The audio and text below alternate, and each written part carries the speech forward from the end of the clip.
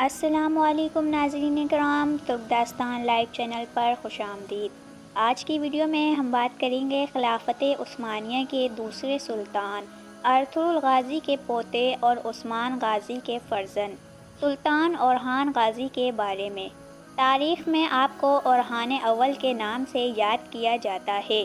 ناظرین کرام، اورحان غازی بن عثمان غازی بن Ertugrul Ghazi کی ولادت سن 1288 عیسوی میں ہوئی۔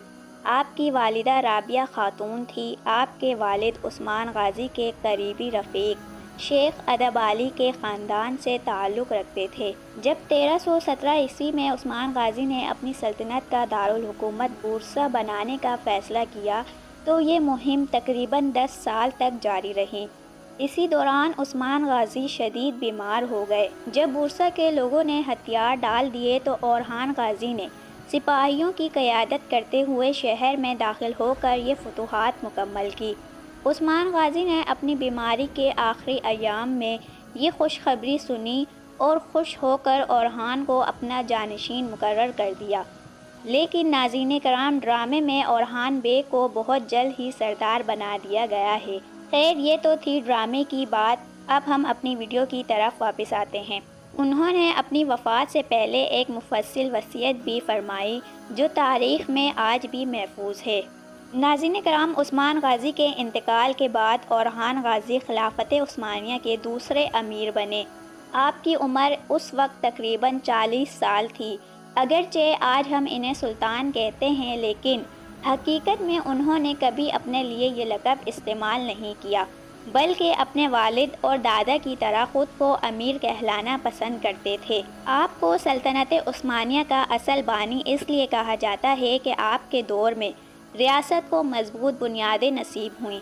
آپ کے بڑے بھائی علاؤالدین پاشا نے پہلی باقاعدہ فوج قائم کی، جسے ینیچری کے نام سے یاد کیا جاتا ہے، جو دنیا کی پہلی منظم فوج مانی جاتی ہے۔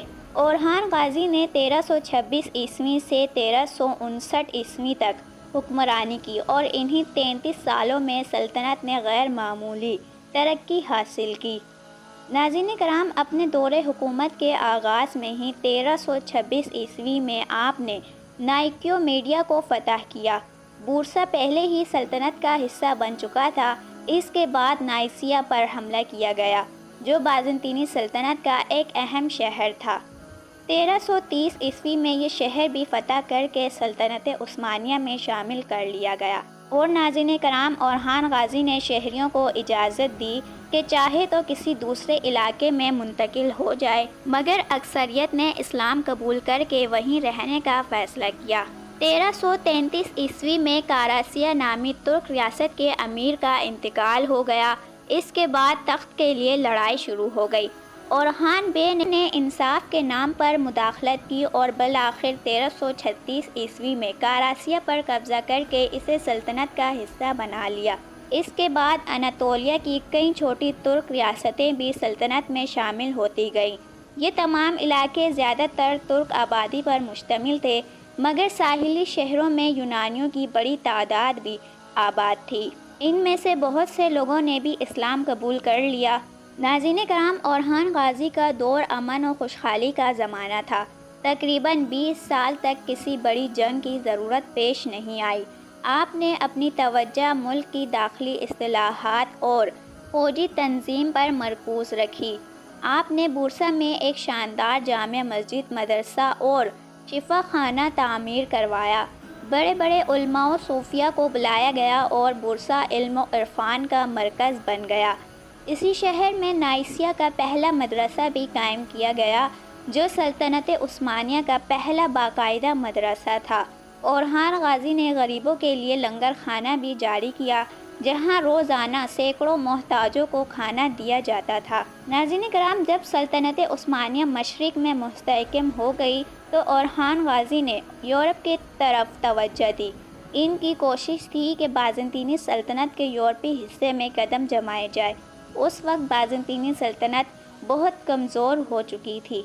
اس کے زیر قبضہ صرف تھیرس، مقدونیہ اور یونان کے کچھ علاقے رہ گئے تھے۔ اورحان غازی کی فتوحات نے عثمانیوں کے لیے یورپ کے دروازے کھول دیے۔ ناظرین کرام، اورحان غازی کی شادی نیلوفر خاتون سے ہوئی جو ایک بازنطینی شہزادی تھی۔ ان سے آپ کا ایک بیٹا پیدا ہوا جس کا نام سلیمان پاشا رکھا گیا۔ یہی شہزادہ بعد میں سلطنت کا وارث بننے والا تھا۔ سلیمان پاشا نہایت ذہین، دلیر اور فن جنگ میں ماہر تھے۔ بدقسمتی سے 1358 عیسوی میں شکار کے دوران گھوڑے سے گر کر انتقال کر گئے۔ یہ حادثہ اورحان غازی کے لیے بہت بڑا صدمہ تھا اور اگلے ہی سال یعنی 1359 عیسوی میں وہ خود بھی وفات پا گئے۔ ناظرین کرام، اورحان غازی نے اپنے 33 سالہ دور حکومت میں سلطنت عثمانیہ کو ایک مضبوط، منظم اور متحد ریاست بنا دیا۔ انہوں نے ایشیا اور یورپ دونوں میں فتوحات حاصل کر کے عثمانیوں کو دنیا کی ابھرتی ہوئی طاقت بنا دی۔ آپ کا طرز حکومت درویشانہ تھا۔ کہا جاتا ہے کہ نائسیا میں آپ خود غریبوں کو کھانا پیش کرتے تھے۔ علماء، صوفیاء اور مشائخ کی سرپرستی آپ کی زندگی کا خاصہ تھی۔ آپ کے قائم کردہ مدارس اور نظام عدل نے سلطنت کی بنیادوں کو ہمیشہ کے لیے مستحکم کر دیا۔ تو ناظرین کرام، اورحان غازی صرف ایک سلطان نہیں بلکہ ایک عادل حکمران، مسلح اور روحانی شخصیت بھی تھے۔ ان کے کارناموں نے عثمانی سلطنت کی وہ بنیاد رکھی جس پر 6 صدیوں تک خلافت عثمانیہ کھڑی رہی۔ ہم امید کرتے ہیں کہ آپ کو آج کی یہ تاریخی ویڈیو پسند آئی ہوگی، اور اگر ویڈیو اچھی لگی ہو تو لائک اور سبسکرائب کرنا نہ بھولیں۔ ملتے ہیں اگلی ویڈیو میں۔